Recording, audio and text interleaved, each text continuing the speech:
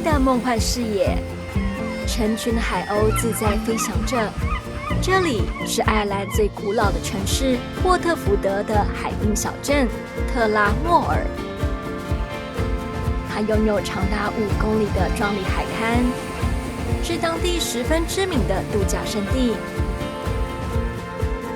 而在100多年前，相同的土地上，作家小泉八云原名派翠克·拉夫卡迪奥·赫恩，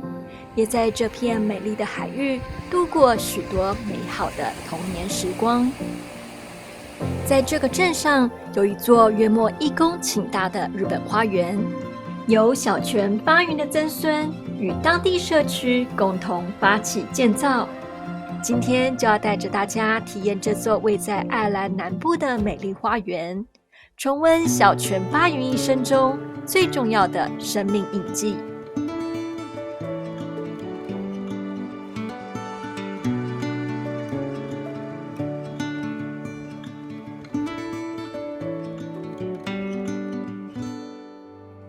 首先，在入口处，眼前的你们会发现围墙上有只可爱的精灵。穿越石墙，一座英式花园映入眼帘，强调着对称与秩序的美感。当年赫恩因为父母离异，出生没多久就离开了希腊，来到爱尔兰与姨婆同住。而这栋西式的维多利亚建筑，跟他当初所居住的住所有所相似。在这座花园里，我们发现一株鲜艳的毛地黄随风摇曳。毛地黄在爱尔兰是很常见的野生花朵。传说中，精灵为了不让狐狸捕捉猎物的脚步声被发现，便将毛地黄送给狐狸当作手套，而鲜艳的毛地黄也因此有了精灵手套的称号。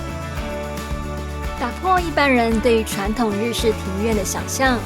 这里更像是东西文化交融后的复合式庭院。在离开维多利亚花园区后，我们来到了过渡花园，可以明显看到更多的日本元素，例如有着净化万物寓意的石灯笼，还有着纹理线条分明的岩石组。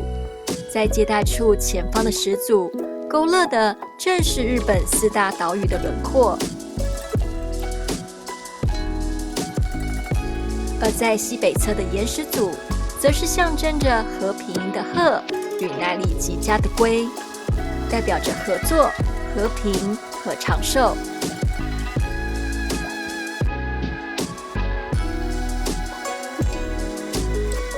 如果从高空视角来看，这段接下来与美国花园交界的石板路，其实是一只巨大的锦鲤鱼。在日本文化中，象征着好运、爱和美好的友谊。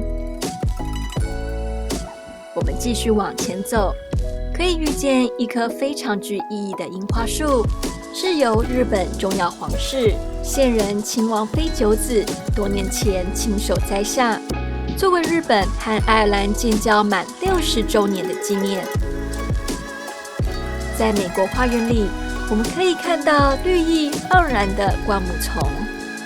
这里的风景呼应着赫恩在年少时期移居美国辛辛那提，从默默无名的打工人到成为知名记者与作家的那段历程。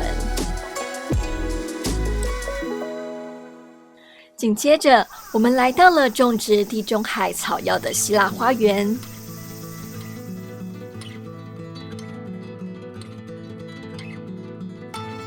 在花园的中央，有一棵100年的老橄榄树，树的一旁还有着一口小井，象征着雅典建成的故事。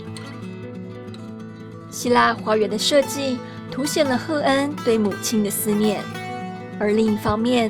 赫恩在爱尔兰生活的时候，曾阅读大量的希腊神话，让他对于耐人寻味的民间传说产生了巨大的兴趣。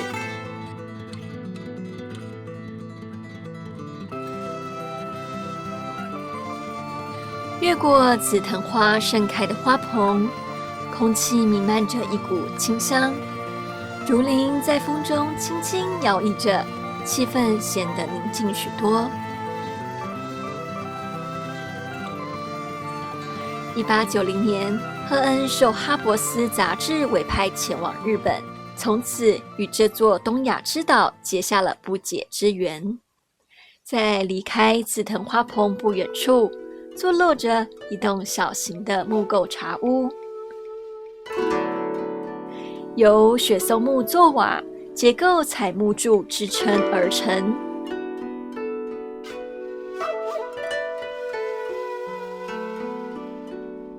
从帐子门朝里头一探，能够看见投影幕上的茶师正在示范传承100年的日式茶艺，而茶屋的一角还保留着日本传统茶屋的令口。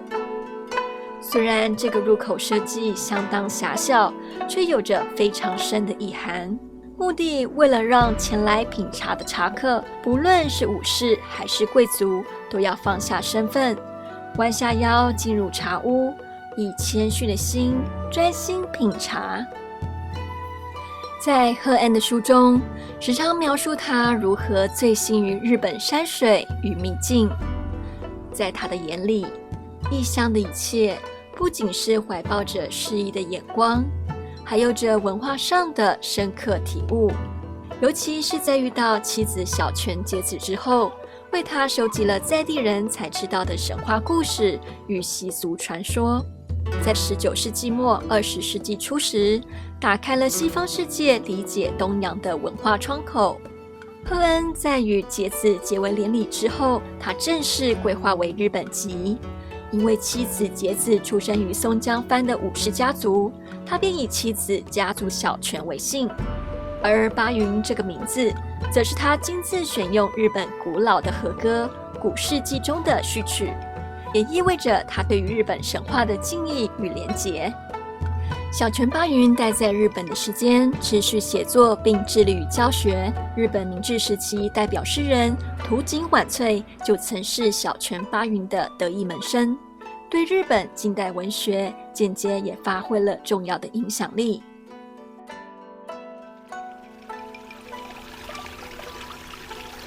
随着溪流花园区里的潺潺流水声，我们像好奇的孩子般穿梭在蜿蜒的小径里，一座精致的日式拱桥坐落在隐秘的林子深处，仿佛让人忘记身在何方。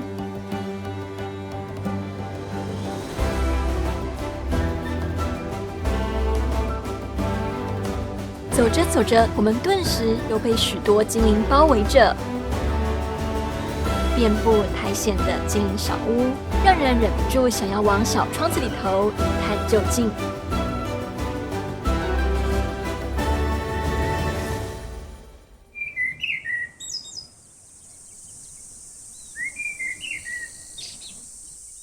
绕了一圈，视野瞬间开阔了起来，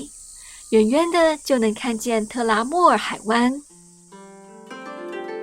在这里还有一座日式庭园中常见的东屋阿祖玛雅，这是一个半开放式的凉亭，让人可以自在的观景、休憩或者避雨之用。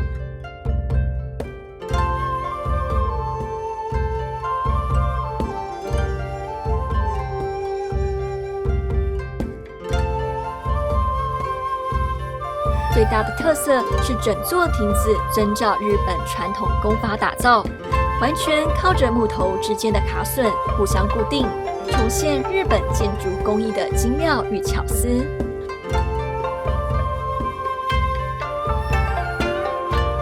而在东屋的正下方还有一座池塘，充满宁静和和谐的气息，象征着小泉八云后半生在日本过着美满的家庭生活，同时呼应着他曾经讲述过的日本传说。据说人们只要喝了传说中的神奇池水，便能返老还童，永葆青春。而另一个耳熟能详的故事，则是关于浦岛太郎因为救了海龟而来到龙宫异界，以为只是离开短短的几天，人间却已过了100年。有趣的是，这个故事和爱尔兰另一个古老的传说奥辛造访过的青春之地提拉纳诺尔十分类似。或许人们对于时间流逝的感叹和永恒的渴望，总是不分古今，也不分国度吧。最后一站，我们来到庭园导览的终点。花园的一旁伫立着小泉八云的铜像浮雕。这位在100年前致力传播日本民俗文化的西方作家，打开胸怀，踏上跨文化的生命历程。如今，他的作品依然深深地影响着千千万万个读者。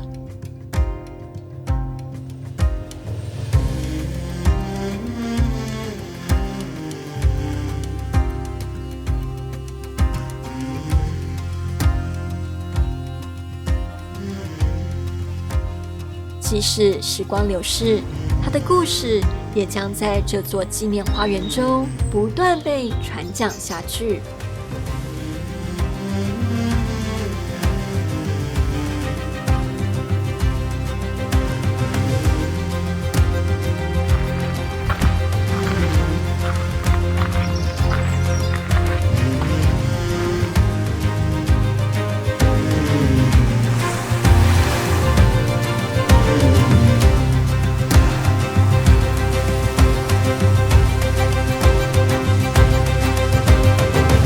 每次遇见都是学习，我是韩晴，我们下期见。